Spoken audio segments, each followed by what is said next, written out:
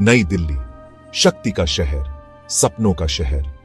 एक ऐसा शहर जहां पुरानी इमारतों से इतिहास फुसफुसाता है और आधुनिक गगनचुंबी इमारतें आसमान को छूती हैं। हवा में उम्मीदों की गूंज थी, लोगों की बेसब्री साफ दिख रही थी। जैसे ही नए चुने गए राष्ट्रपति राम का काफिला शहर की हलचल भरी सड़कों से गुजरा, लोग अपनी गर्दनें उचका उचका कर देख रहे थे। उस आदमी की एक झलक पाने के लिए बेताब थे, जिसने बदलाव का वादा किया था, जो उम्मीद की किरण था।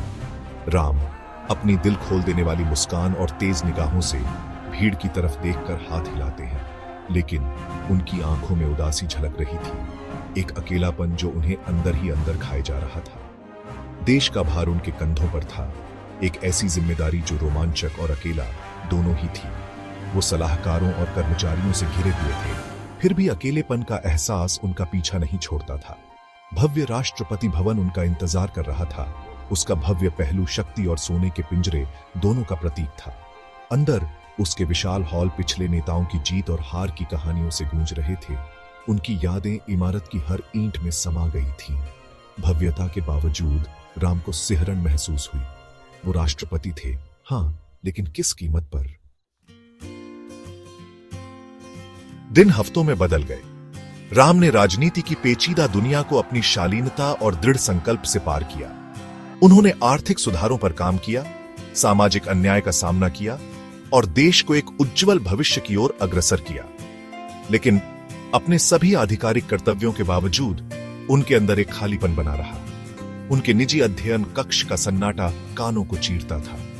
उनके आसपास के चेहरे हालांकि सम्मान से भरे हुए थे, लेकिन दूर लगते थे। वो राष्ट्रपति थे जिनकी प्रशंसा की जानी थी, पूजा की जानी थी, लेकिन कभी सच में जाना नहीं गया। वो जुड़ाव के लिए तरसते थे, किसी ऐसे इंसान के लिए जो उनके पद से परे देख सके, जो उस इंसान को समझे जो इस मुखौटे के पीछे छुपा था। एक शाम अपनी कैबिनेट के साथ एक कठिन बैठक से थके हुए राम ने महल की सीमाओं से बच निकलने का फैसला किया। वो कम से कम सुरक्षा के साथ बाहर निकले, गुमनामी की तलाश में, खुली हवा में सांस लेने के लिए, जहां राजनीतिक रणनीतियां हवा में न खुली हुई। उन्हें क्या पता था, किस्मत ने कुछ और ही सोच रखा था, एक ऐसा संयोग जिससे उनकी जिंदगी हमेशा के लिए बदल जाएगी।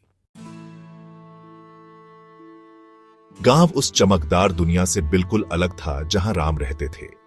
धूल भरी सड़क के किनारे साधारण से घर थे, बच्चे ढलती हुई शाम में खेल रहे थे और हवा में एक अलग ही ऊर्जा थी, सादगी से भरी जिंदगी की ऊर्जा, एक दूसरे के साथ हंसने खिलने की ऊर्जा और बिना किसी बोझ की खुशी की ऊर्जा। राम भीड़ में गुमनामी तलाशते हुए कुछ महिलाओं के एक समूह के पास पहुंच गए जो एक कुएं के आसपास इकट्ठा थीं। उनकी मधुर हंसी ने उनका ध्यान अपनी ओर खींचा। उनका स्नेह उनके थके हुए मन को सुकून दे रहा था और तभी उन्होंने उसे देखा, सीता। उसका नाम जो एक राहगीर ने फुसफुसाया था उनके अंदर गूंज गया। वो सबसे अलग थी, चमकदार कपड़ों या घमंडी व्यवहार से नहीं, बल्कि उसकी आंखों में एक शांत सी ताकत थी। उसकी मुस्कान में एक सौम्य सा आत्मविश्वास था। वो अलग थी, धुएं और झूठ की दुनिया में एक ताजी हवा के झोंके की तरह। उनकी नजरें मिली, एक पल के लिए उनके आसपास की दुनिया गायब हो गई। ये एक कनेक्शन था, एक पल में बना और अटूट। वो अपनी ओर खींचे चले गए, उसकी गर्मजोशी की ओर, उसके निश्चल होने की ओर और दुनिया के साथ उसके सहज होने के तरीके की ओर।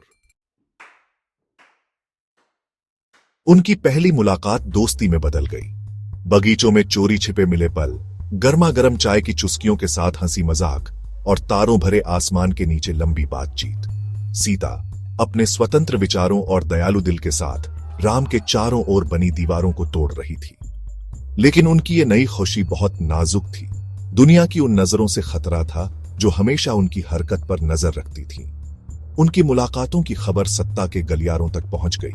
लोगों ने बातें बनानी शुरू कर दी और उनके रिश्ते पर सवाल उठने लगे। सीता, वो औरत जिसने राष्ट्रपति से दोस्ती करने की हिम्मत की, एक रहस्य बन गई। उसके इरादों पर सवाल उठाए जाने लगे, उसके चरित्र पर कीचड़ उछाला जाने लगा।